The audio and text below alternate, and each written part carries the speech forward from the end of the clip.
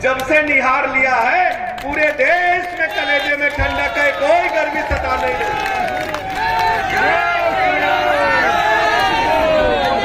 और हमीरपुर से और पुष्पेंद्र चंदेल से ऐसा रिश्ता बन गया। हुआ क्या कि डिप्टी सीएम की शपथ लेने का अवसर भारतीय जनता पार्टी के कार्यकर्ता होने के नाते हमें मिला। तो जब हम शपथ लेने के लिए जा रहे थे, चंद कदम दूर थे, पुष्पेंद्र जी हमें दिखाई दिए। इनके गले में एक बड़ा सुंदर पटका था, तो इन्होंने उस पटरे को निकाल करके हमारे गले में पहना दिया। कहा इससे शपथ लेंगे तो शुभ होगा।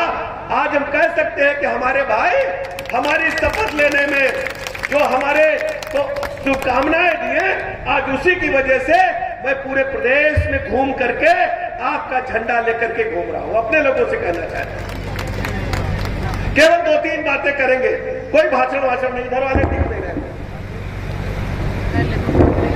अब ठीक है, अब ठीक है ना, सब लोग दिख रहे हैं ना। 2-3 बातें करेंगे।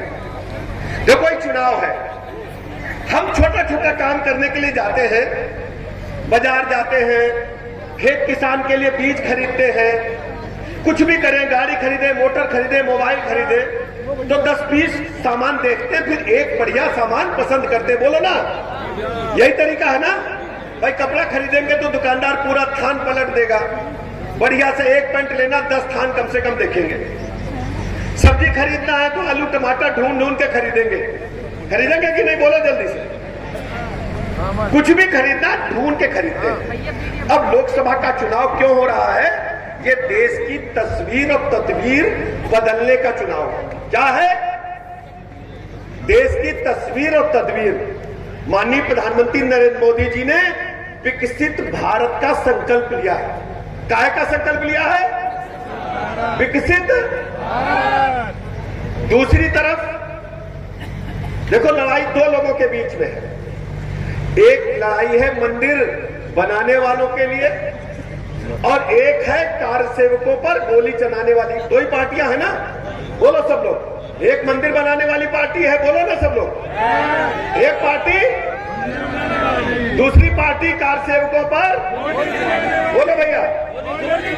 जो वक्ता आता मंच पे बोलता भारत माता की, दीदी ने भी बोला, हमने भी बोला, पाठक जी ने बोला, चंदेल क्यों बोला? क्योंकि भारतीय जनता पार्टी के लिए राष्ट्र प्रथम है, परम वैभव राष्ट्र को प्राप्त हो, यह भारतीय जनता पार्टी का लक्ष्य है। लेकिन भूल मत जाना, ये सपा वालों के नेता जो रामपुर वाले हैं, जब सपा सरकार थी तो भारत माता को डायन इन्होंने ही कहा था कि नहीं, बताओ जरा मुझे। तो एक तरफ भारत माता की जय, एक तरफ भारत माता को डायन कहने वाले लोग हैं। अब आप सोचो, एक तरफ मंदिर बनाने वाले लोग, एक तरफ कार सेवकों पर गोली चलाने वाले लोग, एक तरफ भारत माता की जय, एक तरफ भारत माता को डायन, और दूसरा क्या है? गुंडे, बदमाश, माफिया, लुच्चे, लफंगे जितने थे सब समाजवादी पार्टी के संरक्षण में पनपे। और बुंदेलखंड तो भुक्तभोगी रहा है। रात को निकलना आफत था, पकड़ हो जाएगी, अपहरण हो जाएगा। लेकिन अब गुंडे, बदमाश, माफिया, डकैत बुंदेलखंड सहित पूरे उत्तर प्रदेश से साफ हो गए कि नहीं, बताना जरा। साफ हो गए कि नहीं? इनको आगे किसने बढ़ाया? समाजवादी पार्टी ने बढ़ाया कि नहीं बढ़ाया, बताना भैया जरा। बढ़ाया कि नहीं बढ़ाया? इनके नेता कहते थे जब हमारी बहनों के साथ रेप होता था कि लड़के हैं, गलती हो जाती।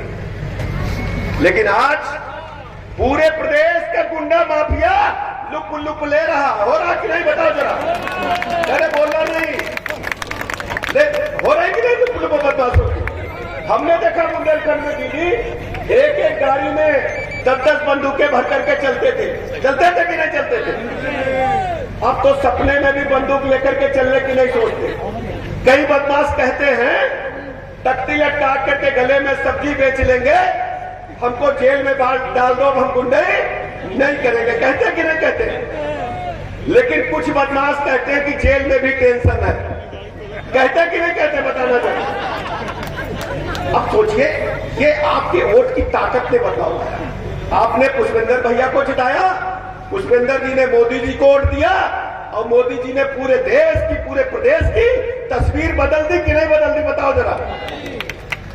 बुंदेलखंड का हालत क्या था, तुलनात्मक अध्ययन करते चलिएगा। 17 से पहले सपा की सरकार, ट्रेन से पानी आया, उतारा नहीं। हम लोग गांव में पैदा हुए, नहाने के लिए, पीने के पानी के लिए या तो नल भरो या कुआं पर जाओ, या भाई कहीं नदी वदी में चले जाओ, यही तरीका था ना बोलना जरा भैया।